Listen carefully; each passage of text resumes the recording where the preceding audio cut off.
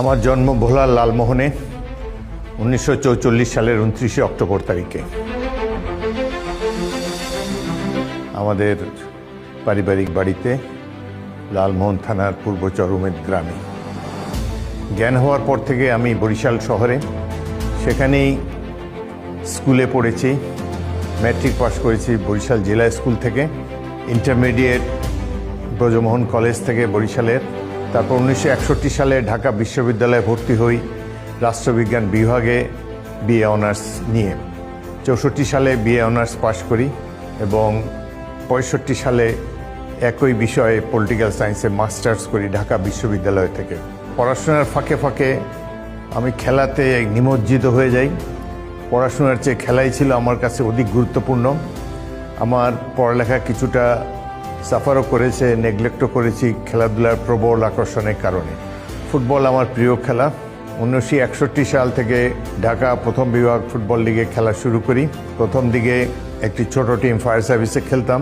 1966 সালে একটি বড় দল ঢাকা ওয়ান্ডারার্স ক্লাবে খেলি এবং তারপর এই দেশের সবচেয়ে জনপ্রিয় এবং বিখ্যাত টিম ঢাকা মোহামেডান স্পোর্টিং ক্লাবে 1967 থেকে একেবারে অবসর নেওয়া পর্যন্ত 1978 সাল পর্যন্ত এই দলে খেলি। ইতিমধ্যে আমি পাকিস্তান জাতীয় দলের সুযোগ পাই। 1967 সাল থেকে 71 পর্যন্ত আমি পাকিস্তান জাতীয় দলে খেলি। সর্বশেষ পাকিস্তানের হয়ে ম্যাচ খেলি ইরানের রাজধানী তেহরানে 1970 সালের আরসিডি টুর্নামেন্টে। আমি শেষ দুটি খেলায় দলের অধিনায়কত্ব করি। আমি খেলাধুলার প্রসারের জন্য বাংলাদেশ ফুটবল ফেডারেশনের সেক্রেটারি এবং পরে সভাপতি হিসাবে নির্বাচিত হই। বাংলাদেশ ফুটবল ফেডারেশনে থাকার সময়ই আমি আন্তর্জাতিক ইলেকশনে অংশগ্রহণ করি। একটি ইন্দোনেশিয়া অনুষ্ঠিত নির্বাচনে আমি এশিয়ান ফুটবল কনফেডারেশনের সহসভাপতি নির্বাচিত হই। এই নির্বাচনের ফলে ফিফার স্ট্যান্ডিং কমিটির সদস্য নির্বাচিত হই এবং এই বিশ্ব ফুটবল সংস্থা ফিফার হয়ে অনেক আন্তর্জাতিক ম্যাচে আমি অফিসিয়েট করি। দুটি বিশ্বকাপ, একটি হলো 86 সালে মেক্সিকো, এরপর 94 সালে মার্কিন যুক্তরাষ্ট্রে যে বিশ্বকাপ ফুটবল অনুষ্ঠিত হয় সেখানে আমি অংশগ্রহণ করি এবং ডিসিপ্লিনারি কমিটির সদস্য নির্বাচিত হই। এই ডিসিপ্লিনারি কমিটির 6 জন সদস্য থাকে, প্রত্যেক মহাদেশ থেকে একজন। আমি এশিয়া মহাদেশের প্রতিনিধি ছিলাম। দক্ষিণ এশিয়াতে আমি ছাড়া কেউ ফিফার অফিসিয়াল হওয়ার সৌভাগ্য অর্জন করেনি এবং ফিফার সাথে আমি যে 8 বছর ছিলাম চমৎকার সময় কাটিয়েছি। বিশ্ব ফুটবল সম্পর্কে অনেক বিশ্বের তারকাদের সাথেও যোগাযোগ হয়েছে। পেলে, বেকেনবাওয়ার, ববি চার্লটন, ইয়াসিন, পৃথিবীর একসময়কার নামকরা খেলোয়াড়দের সাথে আলাপচারিতা করার সুযোগ আমার হয়েছে। অত্যন্ত মধুর সেই সব স্মৃতি।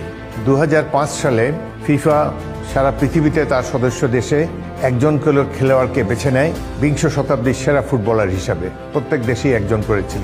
বাংলাদেশে সৌভাগ্যক্রমে তারা আমাকে বেছে নেয় বিংশ শতাব্দীর সেরা ফুটবলার হিসাবে। ফিফা ভাইস প্রেসিডেন্ট মোহাম্মদ বিন হামাম ঢাকায় এসে আমাকে FIFA centenary order of merit আমাকে ভূষিত করেন এই পুরস্কারে। এছাড়াও আমি খেলাধুলায় এতই পাগল ছিলাম, একসময় অ্যাথলেটিক্সে অংশগ্রহণ করি।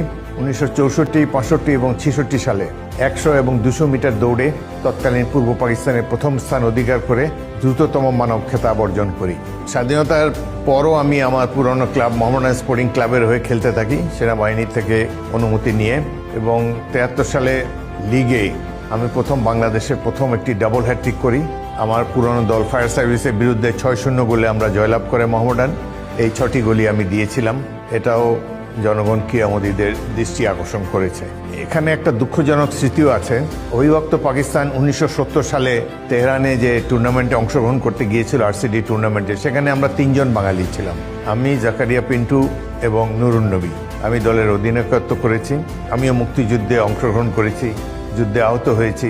যশোর ক্যান্টনমেন্টে আমি একমাত্র বিদ্রোহী অফিসার ইস্টবেঙ্গল রেজিমেন্টের সৈনিকদেরকে নিয়ে বিদ্রোহ করেছিলাম। 8 ঘণ্টাব্যাপী যুদ্ধে অংশগ্রহণ করেছিলাম। মুক্তিযোদ্ধা হিসাবে আমার মোটামুটি পরিচিতি আছে। দেশ স্বাধীন হলো, আগে যেখানে আমরা 3 জন জাতীয় দলে খেলতাম, এবার 18 জনই নূতন সদ্য গঠিত বাংলাদেশ জাতীয় দলে তারা স্থান পেল। একটি ম্যাচে ডবল হ্যাট্রিক করার পর জাতীয় দল গঠন হলো, আমাকে সেখানে ডাকেনি। তখন আমি মোহামেডান স্পোর্টিংয়ে নিয়মিতভাবে খেলি।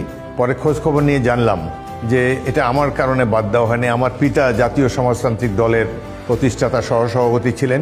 1973 সালের নির্বাচনে তিনি এই ভোলা 3 আসন থেকে নির্বাচনে দাঁড়িয়েছিলেন।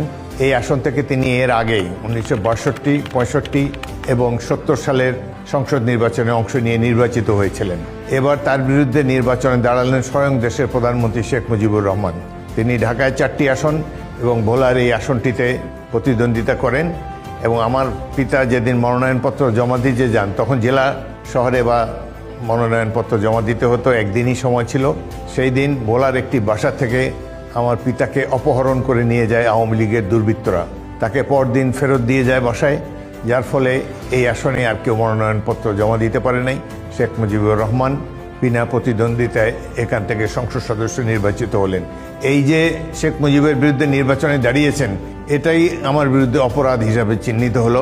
অথচ এই সময় যখন এই ঘটনা ঘটে, নির্বাচনে অপহরণ, সে সময় আমি ইংল্যান্ডে সামরিক ট্রেনিংয়ে ছিলাম, দেশেই ছিলাম না। তারপরেও এটা কি অপরাধ হিসাবে গণ্য করে আমাকে আর কোনোদিন বাংলাদেশ জাতীয় ফুটবল দলে ডাকা হয়নি। আমি এরপরও আরও 5 বছর ফুটবল খেলি, লিগ চ্যাম্পিয়ন মোহামেডান দলের অধিনায়ক ছিলাম, অনেক গোলও করেছি।